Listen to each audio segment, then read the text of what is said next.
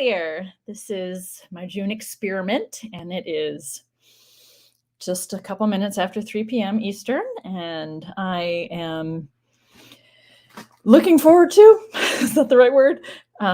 Reading Genesis 19 and talking about the first part of it. We've already talked about the last few verses that involve Lot and his two daughters and the incestuous origin story of the people of Moab and the people of Ammon that come from his daughters.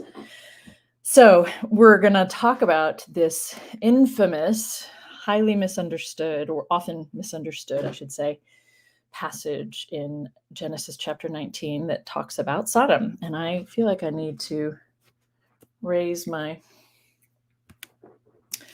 well, that's too bad. It's just not going to be perfect. All right, so it's better than being in the front seat of my car, right? The driver's seat of my car. Okay, so yeah, we're talking about Genesis 19 and the story of Sodom. So here we go, right? In case you're not aware, there's a form of a trigger warning that needs to be offered because there's a threat of a gang rape in this story. That's all part of what's going on in terms of people's misunderstanding of this. So let me just name this then. Let me just be very clear about this up front. The story of Sodom, I read yesterday from chapter 18, the kind of the preliminary leading up to this, where God tells Abraham he's going to destroy the town of Sodom because their cruelty has reached his ears. God has heard about it. And nowhere in that passage is there a conversation about what form the cruelty is taking. It's just something. They are wicked or they are sinful in God's eyes. They are not righteous. And so what scholars will tell you is that the issue here is about hospitality, about being kind to strangers, essentially, is what it boils down to. There's also a passage in chapter 3 of Genesis, chapter 13 of Genesis that refers to Sodom in a similar way. The outcry against these people has risen to the heavens, or whatever it says. There's a quick reference. It's much shorter than what happens in chapter 18.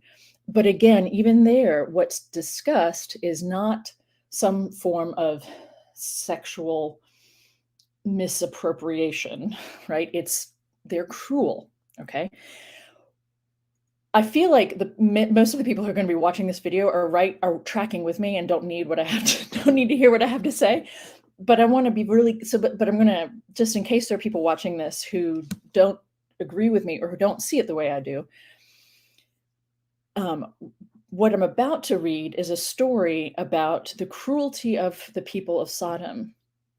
And their cruelty is that there's someone visiting and they don't want visitors for various reasons. And you can read lots of articles that talk about that. They didn't want people seeing what they had. They didn't want strangers, outsiders coming in and wanting, like, whatever it is. We have seen both Abraham and Lot be very generous and gracious with visitors prior to this chapter. And that is essentially the standard for this group of people who will be called the Israelites in a few generations. What happens here, as elsewhere in Scripture, I mean, I talked about it in terms of the story of Babel in chapter 11 in my other series, Does the Bible Tell You So? People are taught to go into the story with a certain set of presuppositions about what the story is about, and then they see that. When it comes to the story of Babel, people are told that the problem here is that humans are arrogant and want to be like gods or something. And so they read through that lens and they see some things in the story that the story doesn't actually uphold. People have been taught that what's happening here is that the sinfulness or the wickedness of the men of Sodom is that they are gay men, and and people are told that this is an abomination to God, and this is the proof. God wants to destroy the whole city because the city is full of gay men. That is the story that people are told, and so they read this story through that lens, and that lens can be reaffirmed if that's how you're reading it. But that is a form of a lens that the story itself does not give support to. That is entirely a lens you are bringing to it. Just like I suggest about reading Genesis 3 you have to be given the lens that Genesis 3 is about original sin. The story itself does not talk about, the thing that the Christian church has developed over centuries to call original sin. So when you're talking about Genesis 19, and this is, my channel, my space, whatever, I want to be as careful as I can be to explain why people misunderstand this. I would like you all to hear up front from me that I can walk through this story, showing people a way to look at the nuances of this story, or the blatant details and things that are being said, not even nuances, but the things that are being said that indicate to us that the people are being cruel. I can walk people through that. Oh, sorry, this is someone else's. It doesn't matter. Okay, desktop, Mac desktop next to me. So I can walk people through showing them this isn't about a form of sexuality, right? This is about cruelty. And I can show you, look, they want to rape these people. This is about cruelty. I can walk people through that. And because they have years and years, maybe only 19 years because they're 19 years old, and maybe 60 years or whatever, because of years of being trained to see it, and given how deeply impersonal and important sexuality happens to be to people, it is very difficult to hear a different interpretation of this story. It is hard to hear a different interpretation of any story in Scripture if you have grown up attached to Scriptures. If you've grown up attached to the Bible and someone shows you a different way of reading the Garden of Eden story, it might be freeing for you. It might also be way too challenging and threatening to your belief system to hear it. So what I'd like to suggest is that I understand why people why people are trained and kind of programmed and pre-guided to see this as being about homosexuality. But that does not mean that that is an honest rendering of what they were talking about here in the story, or of almost all, but not all, but almost all other references to Sodom and Gomorrah in the Bible itself. There is one reference in one of the latest writings in the Newer Testament that connects Sodom to a harmful engagement with sex in the writing. But Jesus himself talks about Sodom and Gomorrah as cruel people. Cruelty is right. So, okay. So it's important to me to say, to acknowledge why people misunderstand.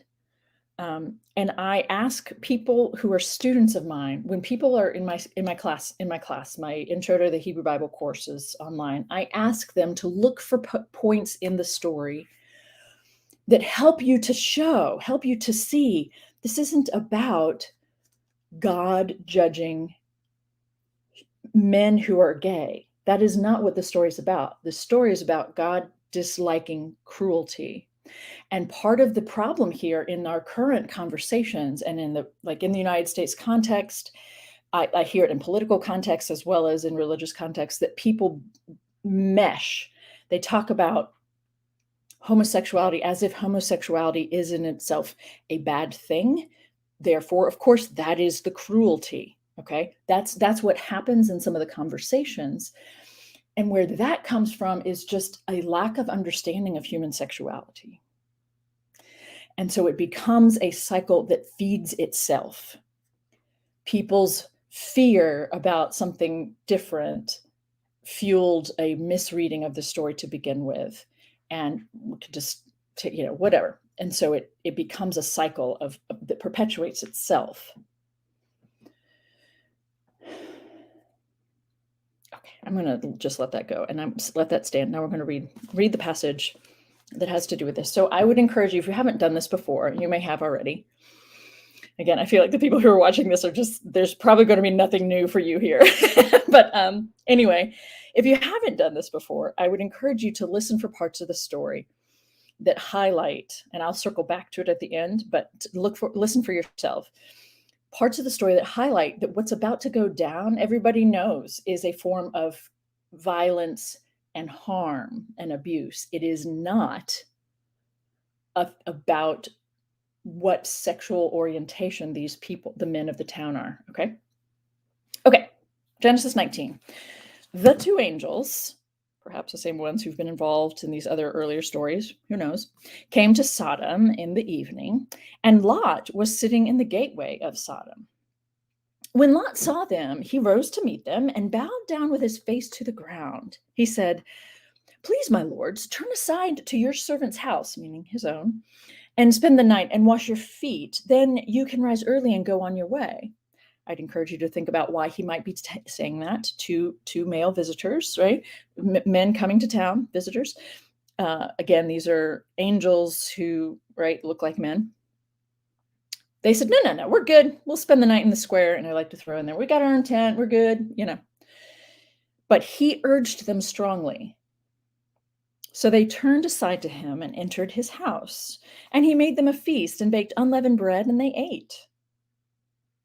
But before they laid down, the men of the city, the men of Sodom, both young and old, all the people to the last man, surrounded the house. And I'd like to ask you, what music do you hear playing in the background if this is a movie playing out? This scene is playing out. What music do you have? And I promise you, it should not be, "Let's get it on." There's no mutual pleasantry that's about to take place, right? This is a terrifying scene. Think about it. Picture it. Picture every single male in the town that you live in surrounding your house. How are you feeling about that right now? They called to Lot, "Where are the men who came to you tonight? Bring them out to us so that we may know them." Lot went out of the door to the men, shut the door after him, and said, "I beg you, my brothers, do not act so wickedly. Look, I have 2 daughters who have not known a man. Let me bring them out to you and do to them as you please. Only do nothing to these men, for they have come under the shelter of my roof." And they replied, "Stand back." And they said, "This fellow," looking at Lot, "would come here as an alien and he would play the judge? Oh, no. Now, we will deal worse with you than we would have with them." And they pressed hard against the man Lot and came near to the door to break it down. But the men inside reached out their hands and brought Lot into the house with them and shut the door. And they struck with blindness the men who were at the door of the house, both small and great, so that they were unable to find the door. Then the men said to Lot, "Have you anyone else here?" Sorry, this is the angels now. Sorry, I need to change that tone. "Have you anyone else here? Sons-in-law? Sons, daughters, or anyone you have in the city? Bring them out of this place, for we are about to destroy this place, because the outcry against his people has become great before the Lord. The Lord has sent us to destroy it." So Lot went out and said to his sons-in-law, who were the men who were to take his daughters, "Get up, get out of this place, for the Lord is about to destroy the city." But he seemed to these men to be jesting. When morning dawned, the angels urged Lot, saying, "Get up, take your woman and your 2 daughters who are here, or else you will be consumed in the punishment of the city." But he lingered. So the men seized him and his woman and his 2 daughters by the hand, the Lord being merciful to him, and they brought him out and left him outside the city. When they had brought them outside, they said, "Flee for your life. Do not look back or stop anywhere in the plain. Flee to the hills, or else you will be consumed." And Lot said to them, "Oh, no, my lord, your servant has found favor with you, and you have shown me great kindness in saving my life, but I cannot flee to the hills for fear the disaster will overtake me and I die. Look, that city is near enough to flee to, and it is a little one, just a little one. Let me escape there. Is it not a little one? And my life will be saved." He said to him, "Very well, I grant you this favor too, and will not overthrow that city of which you have spoken. Hurry, escape there, for I can do nothing until you arrive there. We're holding back the gates of punishment."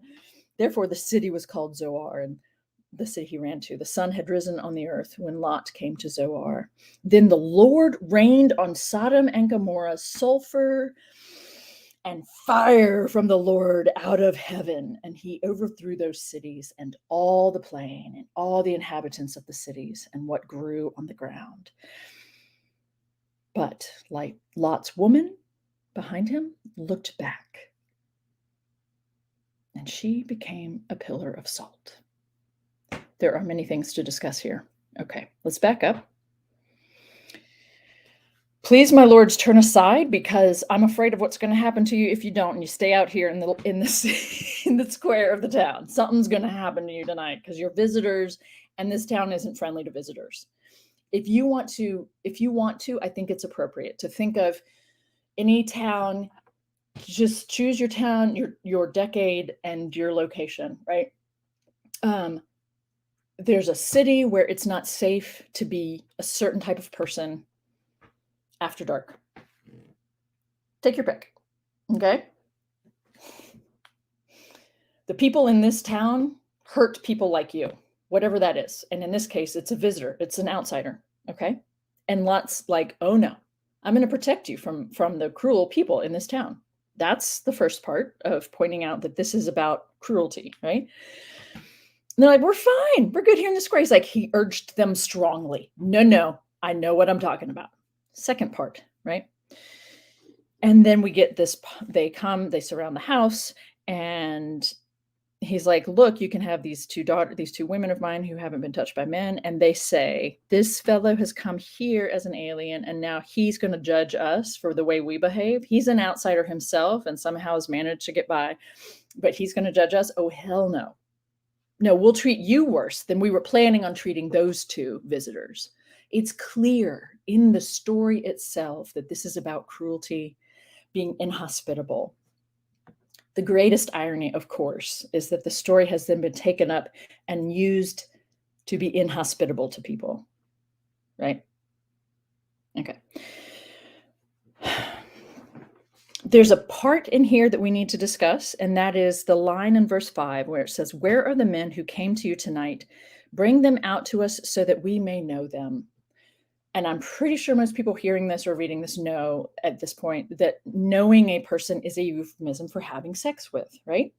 Getting to know someone, getting close. And Adam knew his woman Eve, and they conceived, and she bore a son, right? She conceived and bore a son. So here's the thing, folks. I'd really like you to hear me on this. The story itself tells us that this is going to be sex when it's not. Right? The story itself tells a lie. They're using language that means mutuality, that means, well, actually it doesn't in this context, right? Because sex is just something that men do to other people, subordinates to them, right? I mean, in the Bible, men get to do sex to women, whether or not the woman wants to. So it's part of the confusion today. Part of the confusion today is because the narrative itself is confused. The narrative itself teaches us to be confused about the difference between consensual sex and rape, something forced, something unwelcome, something that is abuse. There is a chasm between these two things, but the language itself is bridging the gap, or however you want to play out with that metaphor, okay? This is one of the most tragic lines to me in the entire Bible because it does say, it suggests that what they're going to do is have sex. But if you're picturing this scene in your mind, if you've ever watched someone try to play this out, live this, embody this, you've got some visitors in the house and a small family trying to protect them, and you've got the entire house surrounded by men saying, throw those visitors out here to us. It's terrifying. It's terrifying. No, there's nothing about that that's going to be positive. So it's, we see all kinds of ways that the biblical storyline tells us that men shaming other men happens by raping them. That's one of the greatest things. Well, what that does is it tells us how the men in that kind of a mental framework see things, right? To be treated the way you treat a woman, to treat another man the way men are supposed to treat women as an object to be penetrated. You know, what man would allow himself to be penetrated? You know, what kind of a man is that? That's not a man. I'm saying this is the language that's used. Treating a woman, doing to a woman, or doing to another man what you do to a woman, that is the most shaming thing you can do. What is interesting to me is that that is the case here in an ancient context, and many people think that is the case still, right? And many people enact cruelty that way, right? Through rape. So the narrative itself does that for us, okay? Of course, we have to comment on what happens when Lot says, look, do not act so wickedly. Look, I have 2 daughters who have not known a man. You can have them and do what you want to them. We need to talk about that, obviously, right? What father would ever do that? Would ever put someone else ahead of his own family? Is it, people have said, well, it's because they are male visitors, and males in general are more important than females. And so, it's a gender thing. People have pointed out that there's still a radical hospitality culture in that part of the world to this day, where even if it's your supposed enemy who is a stranger and is a visitor to your town, you are to take him in and protect him, even at the potential cost of your family's safety. So I think it's a little bit more complicated. I am not in denial of the fact that he offers his 2 daughters. It would be an interesting story to me if all he had were 2 sons, and if he had offered 2 sons instead of the 2 male visitors. That, to me, would be the most convincing form, right, of this is a story about radical hospitality. Unfortunately, that isn't what they chose to do or how they chose to tell the story. And it is absolutely problematic to me that he hands over his daughters. Absolutely, he tries to do that. And I would like you to somehow, on some level, be very angry about that, and also be angry about the larger context, which is that this story is about cruelty. It is not about a form of human sexuality or human sexual orientation, as we call it today. That is not what it's about. And so we see elsewhere women are handed over instead of male visitors, and nobody even seems to know about that story, right? So we get really worked up over it, where in this Genesis 19 story, but the exact same story taking place in the book of Judges, and people don't even know about it. And in that case, the woman is thrown out to the male crowd, the crowd of men who've gathered, and she is gang raped all night. And what's interesting to me is the way patriarchal framework and mentality has so many males afraid of homosexuality that this story is championed over and over and over and over again, instead of the one where someone is actually gang raped. The heteronormativity of the Christian tradition has meant that we care profoundly, exponentially more about Genesis 19 than we do about Judges 19. And yet Judges 19 has physical harm, gang rape, to the point where you're not even sure if she's still alive in the morning. So there are a lot of things to me to be upset about in this story. And the tip of the iceberg is the issue that people misunderstand this as being about homosexuality. It has nothing to do with sexual orientation. And for me, that's just the starting point of the problematic nature of this story and the way it is engaged in the Christian tradition. Were you aware of what goes on in the story of Judges 19? Again, I imagine many of the people watching this video actually already are, because you're that kind of people.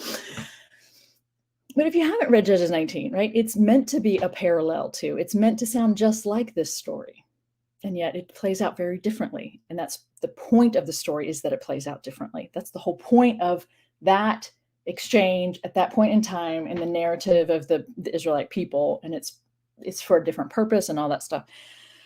So this isn't about sexual orientation. This is about cruelty. Yes, it was second nature for Lot to hand over his daughters instead of the visitors as a form of radical hospitality, even putting his own family at risk in light of protecting these visitors.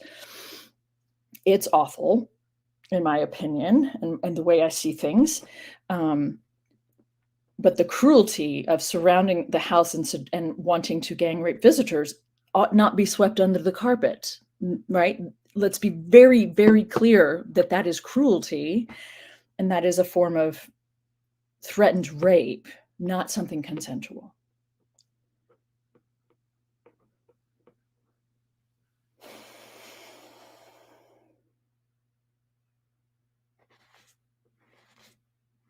What do you all want to talk about? It's horrific. It is. Okay.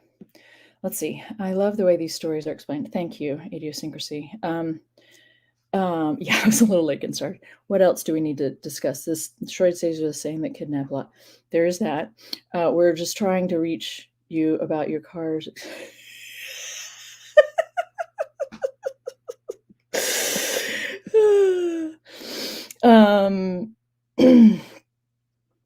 Okay, I think somebody said something that I'm not even sure what it means. Pride, person, heart, lesbian. I don't know what you're saying there, Rex Satori Morningstar. Educational videos about the connection between fear, hate, and bias perceptions. Robert Sapolsky is my favorite scholar for that. Thank you for that. It's a consensus thinking that all the stories collected in the Pentateuch predate the compilation.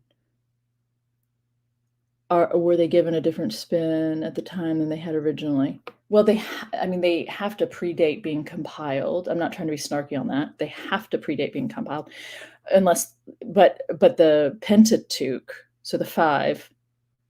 I'd also encourage you not to call it Pentateuch. That's just a Christian, that's just a biblical scholar's preference not to call it Pentateuch, because that's a Christian label for this collection of scriptures is actually Jewish in origin and writing and collection. And Pentateuch is a nice Christian way to differentiate yourselves from the religious tradition that you branched off of. And it's also a form of anti-Judaism to call it the Pentateuch.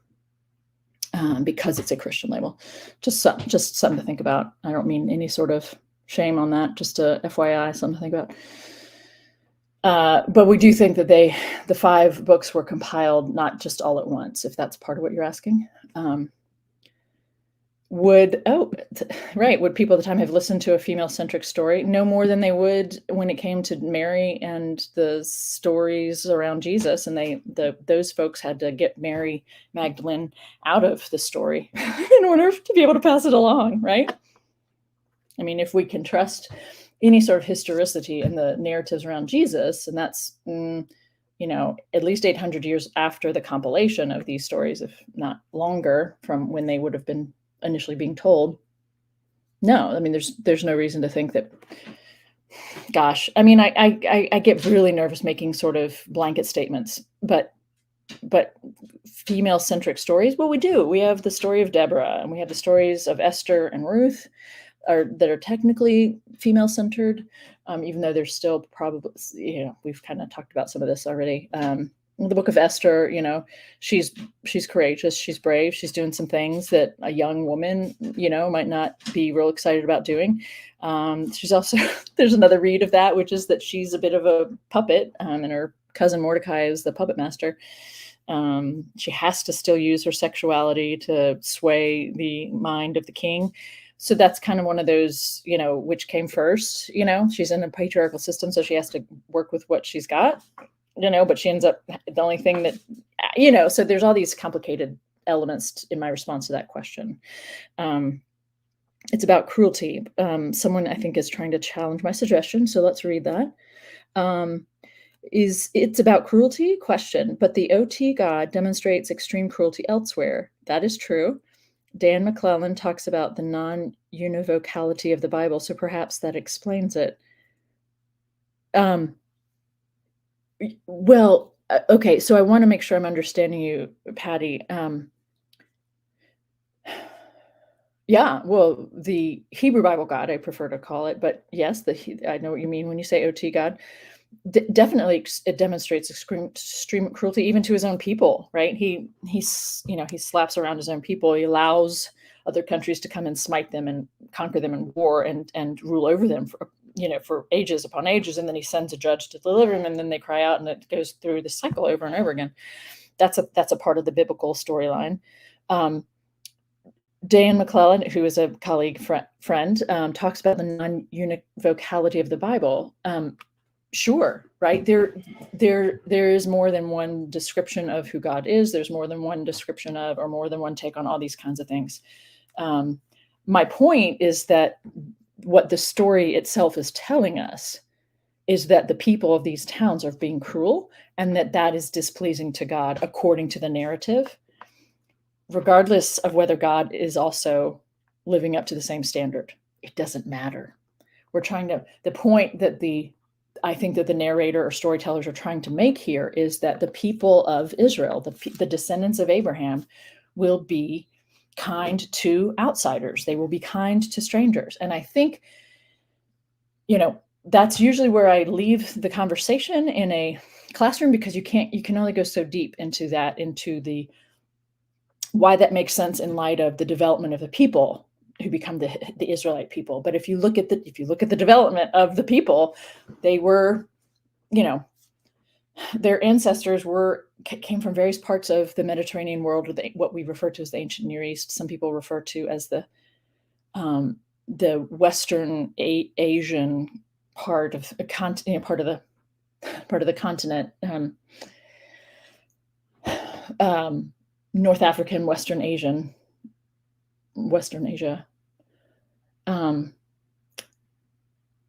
We have people who have been imprisoned, and we have people who have had to migrate from one place to another. And so in their ancestry, they have people who have stories about being outsiders and about being taken advantage of, mistreated, ostracized, enslaved, whatever, you name it. And so that there's an element of the storyline or the identity of this group of people that connects to that, and you see that in the prophets, and you see that in parts of the parts of the Torah, where the writers are saying, you shall not enslave a Hebrew person. You need to, and there are lines or moments that say to be kind to aliens and strangers, right? Because you were once a stranger in the land of Egypt. Like, you know what that's about. Even if you weren't there physically, you've heard the stories. But then, yes, God tells them to go slaughter everybody in this region, right? Did God tell them to do that? No, not really. No, that's not possible, really. So anyway, I think it is about cruelty. Okay, I think I'm missing something. I think you guys are having a little exchange that I'm missing, and that's fine. I don't need to understand everything.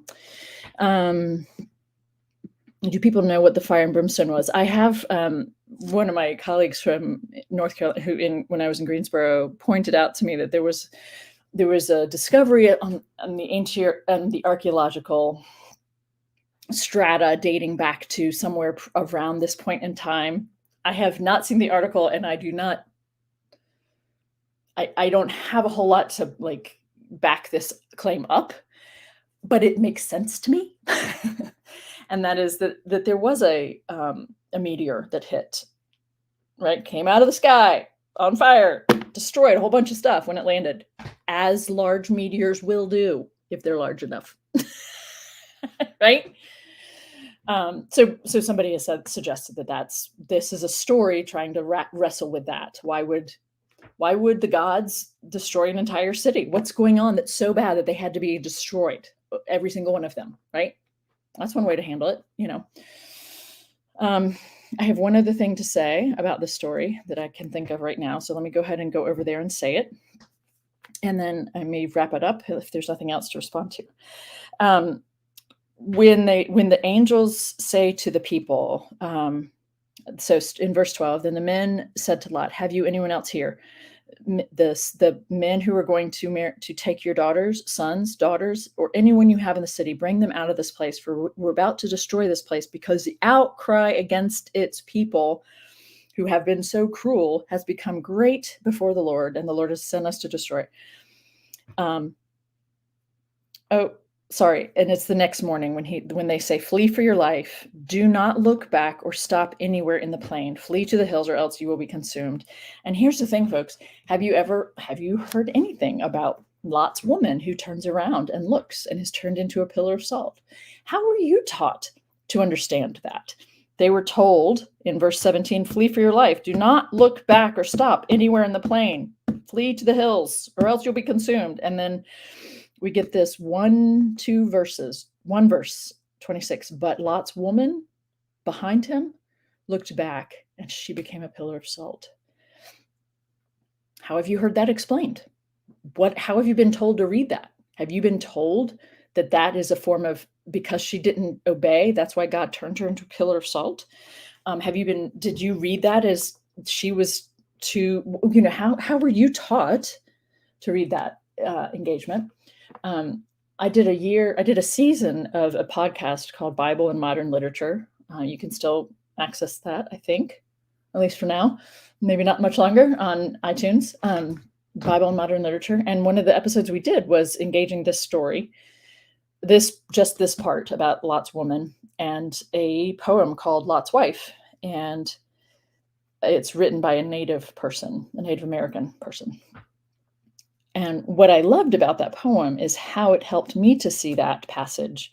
So I've never really stopped to spend much time with it before. And I had always just had some sort of negative, Lot's woman she wasn't listening. She was told not to, and she did it. And I'd never just sat with that. Like, why would she do that? Why'd she turn around to look? But it was people she lived with. She cared about, even if some of them were cruel. It's not necessarily rubbernecking to watch the disaster. Maybe that's it. But it could also be about the fact that she raised her children there, right? And it's a community of people that was not perfect, but was her people, or became her people for a time. And she's worried about them, or she's right. I mean, there's more than one way, is my point, to engage and understand what's going on here. And of course, there's the kind of bizarre ideology about, the saltiness of the Dead Sea, right? That this is trying to explain. There are pillars of salt along the edge of the Dead Sea that are referred to they're called Lot's wife. I mean, it's not a stretch that's what this story is trying to explain. But in a human relationship and human reality and experience kind of a level, she's the most humane and human person in this whole exchange. Lot's over here, she's the most compassionate. And she is turned to a pillar of salt. And isn't that lovely if we could look at that and think about, the tears, the saltiness of tears, and she becomes a pile of salt. She just utterly, right, is devastated by the loss of the people she had become close to, or however you want, right? The loss of place, or the loss of identity. I don't know. I think there's more than one way to look at this. I will put the link, if it's still available, in the description to this one. You were taught that she was punished for disobedience. Yeah, me too, Carl. By being always seemed needlessly cruel to me. Indeed, I'm going to affirm that. And yet you are not alone in being taught that, for sure. What if the woman's death is further justification for Lot's supposed no-fault encounter with his daughters? Oh, that's an interesting suggestion, except the daughters need men, not, maybe I'm misunderstanding. I'm pretty sure I'm misunderstanding what you're trying to say or ask about. Don't forget to like this. Also, the wife had no say in stopping Lot from offering the kids. I mean, yeah, she had no say. That's not a thing that women, have to listen inside the tent while your own uterus is being debated about, right? Uterus and vagina. Yeah. I had to detach myself today because I'm kind of feeling emotional, and I would have probably started crying over this because it's so complicated and it's so much more messy than I think even many liberal people are aware of, given not just this. I love that so many people are like, yeah, that's just silly. She didn't, why is God punishing her for that? Um, but I also want to encourage you to take seriously what the observation about Judges 19 being the parallel story to this, and the fact that most people do not know about it. What that tells us about the role of heteronormativity, right? Because the reason we know about this one is the only people who are actually threatened in this story are men. The men are about to be raped. The women are protected, and so it's not about. I mean, they're also threatened. Don't get me wrong, but the story itself, the way the tradition has focused in on this is a bunch of men who are gay. I will also link to my favorite little short on if this was a town of gay men, you know, yeah, no, everyone would. I'm not threatened by the thought of a gang of gay men surrounding my house, but I'm terribly frightened by the thought of a bunch of straight men surrounding my house. It just tells you everything you need to know right there, right? Okay, I think not only desiring or longing for old home, so a thought crime. That's interesting, Patty. And is that and I think if I'm understanding you correctly, Patty, there is no crime in that, right? But it's being called a crime in this narrative, but it's not. I don't think it's a crime to care about the people you come from and the places you've been, or knowing that somebody you care about is about to be harmed or destroyed or whatever, right? This one is heavy for me, and so I hope that the basic pieces were heard about this and what to do with this story. It is not about human sexual orientation in any way, shape, or form. And maybe I should also link to the article that I read that helped bring this into very crystalline clarity for me. So yeah, I think I'll do that. I'll link a bunch of things in the description on this one. Thanks for showing up. Thanks for being here. I appreciate all the people who are able to and choose to be here and ask questions and comment. And I hope for those who aren't here live, or you're still, I mean, for the comments to be seen and all that. And I hope it's helpful for others as well.